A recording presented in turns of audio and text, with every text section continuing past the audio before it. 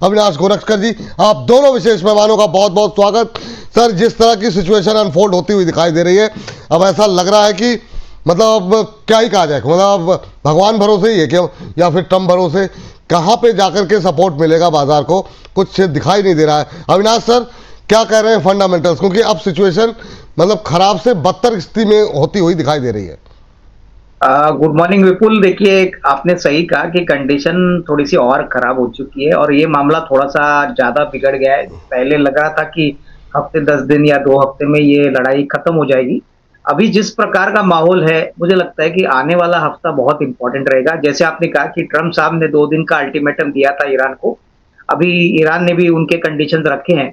आज आखिरी दिन है अल्टीमेटम का। इसके बाद मुझे लगता है कि मार्केट ये एक्सपेक्ट करेगा कि थोड़ी सी और बमबारी दोनों साइड से हो जाएगी।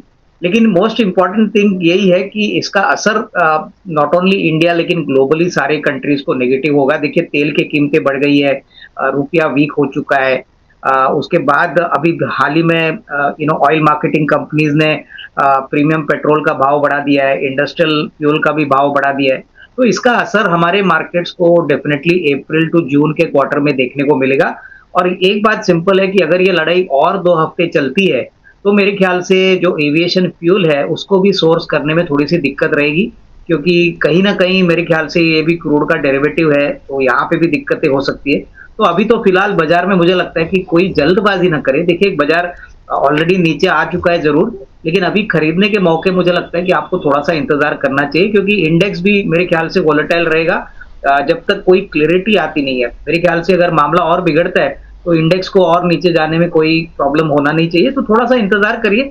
मेरे ख्याल से ऐसे समय में कोई जल्दबाजी ना करना सबसे बड़ा इंपॉर्टेंट डिसीजन रहेगा। तो अभी वेट एंड वॉच का ही एक एडवाइस हम कहेंगे। चलिए, तो वेट एंड वॉच की भूमिका में रहें, बहुत हड़बड़ा करके जल्दबाजी में तुरंत खरीदारी करने की स्ट्रेटजी से बचें, ये सलाह आपके लिए फिलहाल के लिए अविनाश जी की तरफ से निकल के आती हुई।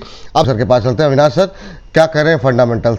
आप लगभग काफ़ी लंबे समय से 30 साल से ज़्यादा हो गया आप बाज़ार को और तमाम चीज़ों को देख रहे हैं। इस तरह की सिचुएशन कितनी बार आई है सर कि जब एक साथ जितने भी इन्वेस्टमेंट के इंस्ट्रूमेंट हैं वो सब टूटते हुए दिखाई दे रहे हैं?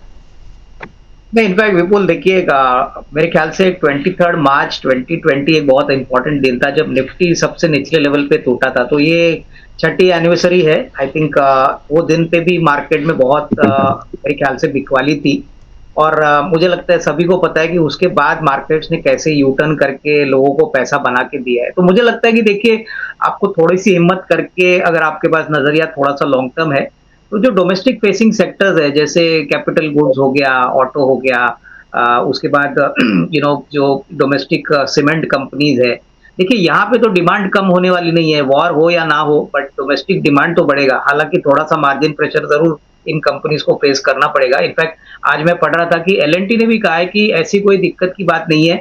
उनके सारे प्रोजेक्ट्स चल रहे हैं। आगे रीबिल्डिंग जब आएगा मिडिल ईस्ट में तभी भी उनको मौके बहुत मिलेंगे। तो मुझे लगता है कि देखिए, जो हाई रिस्क वाला इन्वेस्टर है और जो रियली पैसा बनाना चाहता है, क्योंकि जब मार्केट के पॉइंट ऑफ व्यू से बहुत सिचुएशन खराब होती है तभी खरीदने के मौके बनते हैं, लेकिन ये बहुत डिफिकल्ट डिसीजन होते हैं। नॉर्मली रिटेल इन्वेस्टर्स ऐसे माहौल को घबरा के पीछे हटते हैं। बट मैं समझता हूं कि अगर 100 रुपया है तो 10 रुपया या 15 रुपया आप अभी निवेश करिए। देखिए, कोई जल्दबाजी करने की जरूरत नहीं है, लेकिन एक बात तो क्लियर है कि जब बाउंस बैक आएगा तब वो बाउंस बैक भी बहुत तेजी से आने वाला है।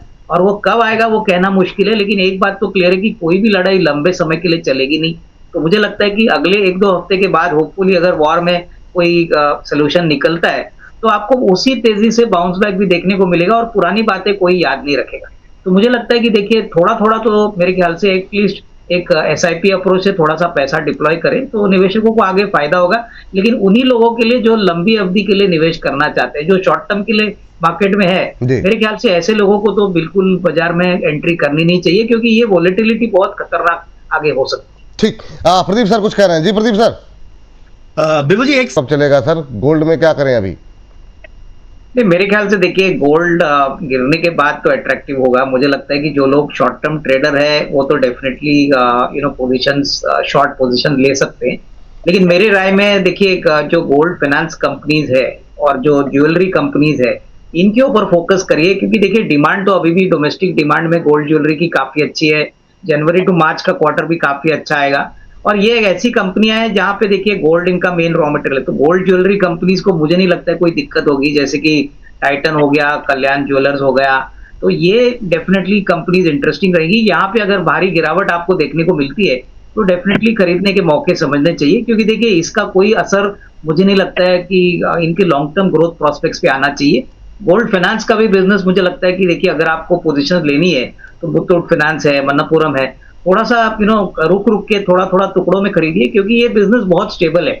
जैसे ही वॉर खत्म हो जाएगा मेरे ख्याल से गोल्ड में स्टेबिलिटी आएगी, और गोल्ड एक ऐसा एसेट क्लास है जहां पे कोई बैड डेट्स या कोई नॉन पेमेंट की बात नहीं है, तो ये बहुत ही सेफ एसेट है। और एक लेवल तक गोल्ड रुकेगा, मुझे नहीं लगता है गोल्ड एक लेवल के बाद और गिरेगा।